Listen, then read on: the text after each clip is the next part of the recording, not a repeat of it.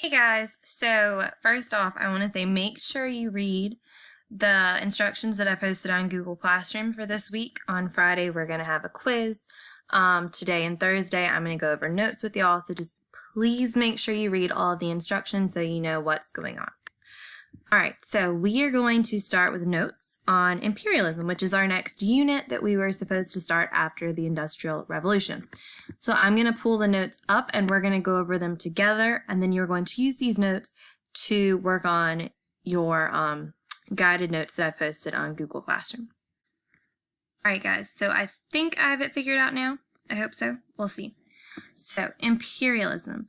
Imperialism is when you seize a country or a territory, when a stronger country takes over. And you usually do this so that you can have that country's resources all for yourself. So like having colonies would be a form of imperialism. And this became really big in the 1800s. So the picture right here, it shows these two world leaders and they're literally cutting up parts of the globe like it's a piece of meat. So that's what imperialism is. They're laying claim, they're taking over these countries that are weaker than them. Okay, and so this picture right here, so it says England right here in the middle, and he's a giant, weird-looking octopus, but he's got arms on all these countries, so India, Egypt, Canada, Jamaica, Cyprus, Cape Colony, Ireland. So all of these territories England has control over. If you'd gone back 100 years, America would have been on here too because England had control over the American colonies. All right, so who were the big key imperial powers during this time? So the ones who were going around taking over other countries were Europe, the US, and Japan. And the areas they wanted to control were countries in Asia and Africa. So key imperial powers were Europe, the US, and Japan, and the areas they wanted to control were Asia and Africa. Now, what leads to imperialism? So there are a few different things that led to imperialism getting so big. The first is the Industrial Revolution.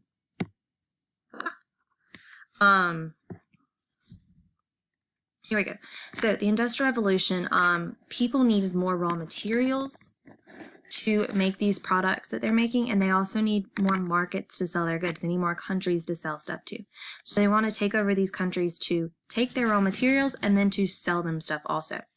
There's also this belief of European superiority. Like, Europeans are better than everyone else, and they're better than other races, and this leads to a lot of racism too. And as part of this idea of nationalism that your country is the best and your country is stronger than everyone else, and therefore it's your right to take over these other countries because your country is so strong. Another cause of imperialism was social Darwinism, and this is the idea that it's kind of like survival of the fittest. So the strong white cultures are going to be the ones that survive and last for hundreds and hundreds, thousands of years. Whereas these other races, these other smaller countries, they're not going to survive. Like, Europe is the fittest. These other countries are not. And the fourth thing that led to imperialism were the want to spread Christianity. So this was something that also led people to explore during the age of exploration that we talked about. They thought it was their duty as a good Christian to go around the world, spread Christianity, save all these people so they can go to heaven and help civilize them. Because obviously they are barbarians and they're uncivilized.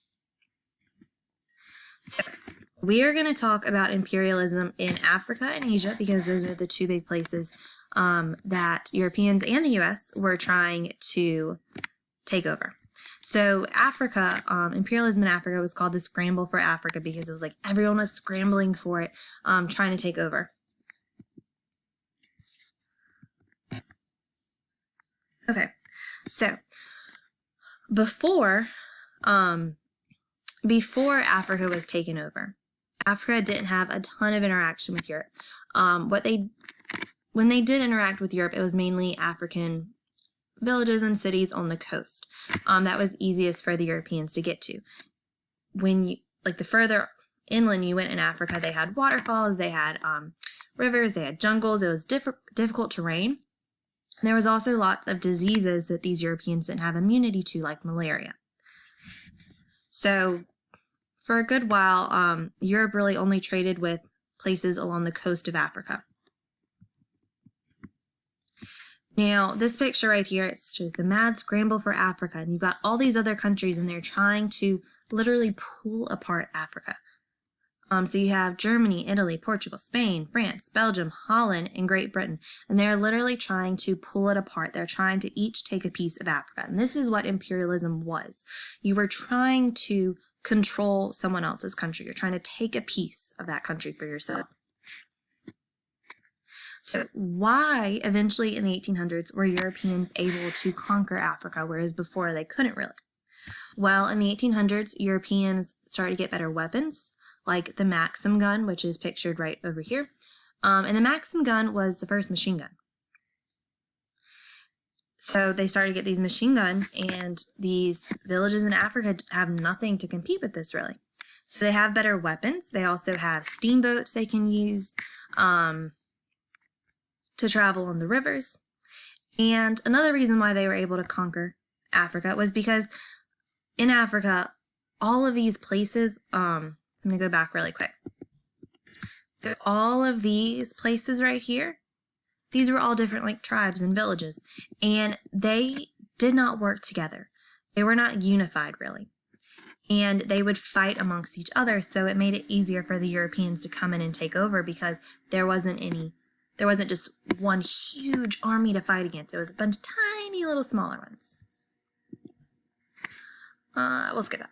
Okay, so how did they decide how to divide Africa? So in 1884, 14 European nations met at the Berlin Conference, and because they'd all been fighting over how they were going to divide Africa. So they met during this conference to decide how they were going to split it up.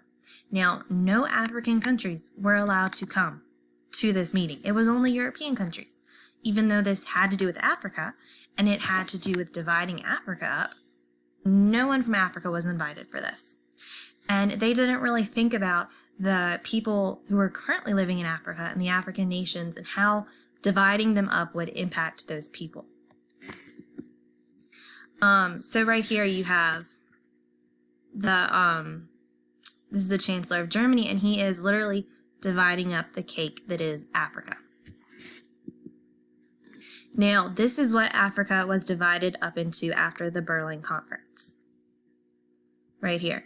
The only two independent places in Africa after the Berlin Conference were right here and right here. Everything else was controlled by a European power. Now, the